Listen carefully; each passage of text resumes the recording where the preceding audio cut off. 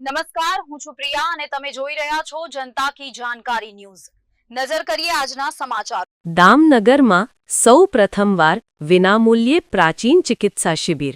વિનામૂલ્યે નિદાન સારવાર આપતી ત્રિદિવસીય પ્રાચીન આરોગ્ય ચિકિત્સા શિબિરમાં સ્વ ચીમનભાઈ પ્રભુદાસભાઈ હકાણી ચેરિટેબલ ટ્રસ્ટ અને મર્દપીર ટ્રસ્ટ મુંબઈના સંયુક્ત ઉપક્રમે પ્રાચીન ચિકિત્સા કેમ્પમાં ભગવાન શ્રી ધન્વંતરીના કૃપાપાત્ર જાણીતા તબીબ ડોક્ટર મહેશ સંઘવી મુંબઈ અને તેની વિશાળ ટીમે 3 દિવસ દર્દી નારાયણોમાં અસરકારક મૂવમેન્ટ બતાવી દર્દી નારાયણો માટે આશીર્વાદરૂપ પ્રાચીન ચિકિત્સા શિબિર દામનગરમાં પહેલીવાર।